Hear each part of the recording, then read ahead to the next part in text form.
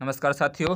Outsourcing कर्मचारियों के संबंध में कोई भी जानकारी या खबर होती है वह छोटे से वीडियो के माध्यम से आप तक पहुंचाने की कोशिश की जाती है। साथियों, एक खबर निकल के आ रही है और वो है एक नागदा। देखिए, दैनिक भास्कर की खबर है नागदा से।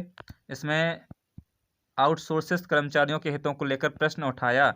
महदपुर विधानसभा सत्र के शून्यकाल के दौरान ऊर्जा विभाग में कार्यरत आउटसोर्सेस कर्मचारियों के हितों को लेकर विधायक ने प्रश्न उठाया है।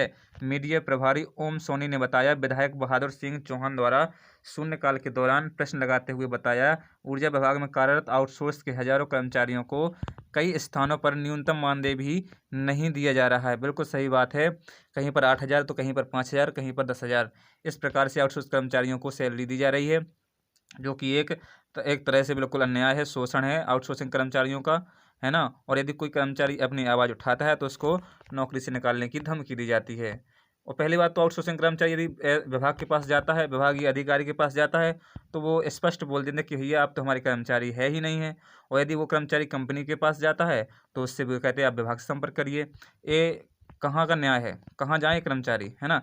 तो इसी कड़ी में इन्होंने आगे लिखा है कि साथ ही कई प्रकरणों में 2 से 3 माह तक का मानदेय लंबे थे। बिल्कुल लंबे थे, 6-6 महीने निकल जाते हैं कई विभागों में तो।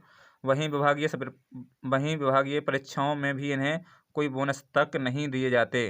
अरे सरकार साहब, बोनस तो छोड़िए, यहाँ पर तो वेतन और जॉब ही सुरक्षित हो जाए वही बहुत है। ऐसे में शासन के द्वारा इनके संविलियन के संबंध में इनके हितों का ध्यान रखते हुए कोई नीति तुरंत बनाई जाए, साथ ही इनके मानदेय में वृद्धि की जाए। तो साथियों, एक खबर है। अब इस खबर को लेकर आप क्या सोचते हैं अपने बारे में? इसको लेकर आप कमेंट करिए, मुझे कमेंट में बताइए कि मतलब सरकार हमें क्या कर रही है, लटकाने भटकाने का काम कर रही है, क्या कर रही है ना। मुझे लगता है क्योंकि शायद बीजेपी के विधायक हैं जिन्होंने प्रश्न लगाया था प्रश्नकाल में, तो मुझे लगता है कि सब सोची समझी चाल है कि हम लोग एक साथ ना हो पाएँ, है ना। क्योंकि बहुत सारी विसंगतियाँ सामने देखने को मिल रही हैं। एक अखबार की कटिंग और है मेरे पास में भी, वो भी आपको दिखा दे रहा हूँ। ये देखिए ऊपर। हाँ, प्रदेश के 7,000 बिजली संविदा कर्मी होंगे नियमित। अब बताइए, आज तक तो 15 या 20 साल की सरकार जो रही है बीजेपी की, वो आज तक तो कर नहीं पाई है परमानेंट ना इनको संविलियन विभाग में, है ना। तो ये अब कैसे कर देंगे?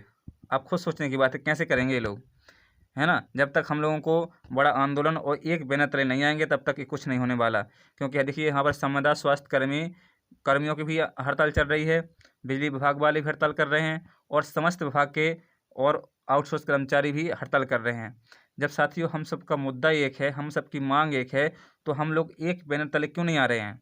जिस दिन हम लोग एक बैनर तले आ जाएंगे, इस सरकार को उसी दिन हम सबकी बात माननी पड़ेगी, है ना साथियों।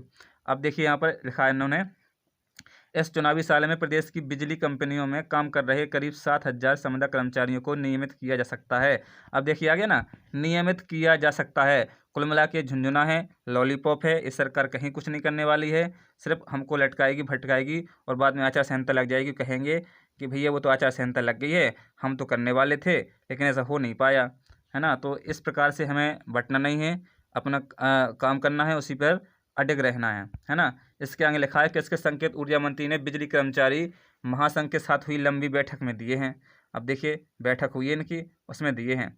हालांकि यह फैसला मुख्यमंत्री शिवराज सिंह चौहान को करना है, लिहाजा इस मामले में को लेकर ऊर्जा मंत्री जल्द ही मुख्यमंत्री से चर्चा करेंगे। इसके अलावा बिजली कंपनियों में नई नियुक्तियां करने और अनुकंपा नियुक्तियों का प्रस्ताव भी तैयार किया गया है। कर्मचारियों की चिकित्सा व्यवस्था के लिए मुख्यालयों पर एम्बुलेंस की सुविधा भी शुरू की जाएगी। ये आउटसोर्स का आ गया मुद्दा, आउटसोर्स और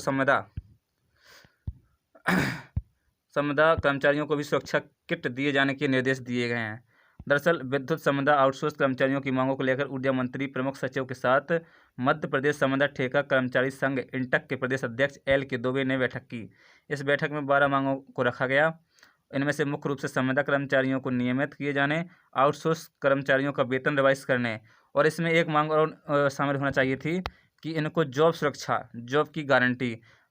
मुख्य रूप से 2 मांगे हैं प्रमुख रूप से। पहली मांग, जॉब सुरक्षा, कम से कम किसी कर्मचारी को कोई निकाले ना, 62 साल तक वो कर्मचारी नौकरी करे, और मिनिमम वेतन। सिर्फ 2 ही मांगे हैं आउटसोर्स कर्मचारियों की। इन मांगों पर जरूर ही सरकार को फैसला लेना चाहिए। यदि ये फैसला नहीं लेती है तो भविष्य में बहुत ही बड़ा नुकसान हो सकता है बीजेपी पार्टी को, है ना। और यहाँ पर देखिए, संविदा स्वास्थ्य कर्मी है ही हैं आज 8-9 दिन से लगातार वो हड़ताल पर हैं और वो अपनी अच्छी मांग रख रहे हैं। उनको सलाम है। ऐसे कर्मचारियों को जो अपनी हड़ताल में शामिल हैं, उनका हम सभी को भी सहयोग करना चाहिए पत्रों के माध्यम से, और उनके लिए काम बंद करना चाहिए। तभी ये सरकार झुकने वाली है। नहीं तो ये सरकार हम सभी का शोषण करेगी और खून पी जाएगी और कुछ काम के नहीं बचोगे, है ना।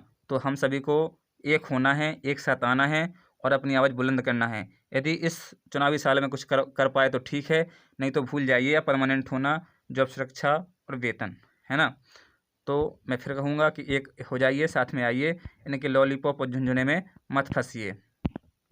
और साथियों मैं आप सभी के लिए इतने प्रयास कर रहा हूँ, तो प्लीज़ यदि चैनल पर नए हैं तो सब्सक्राइब करें, सपोर्ट करें और बेल आइकन को दबाएं। धन्यवाद।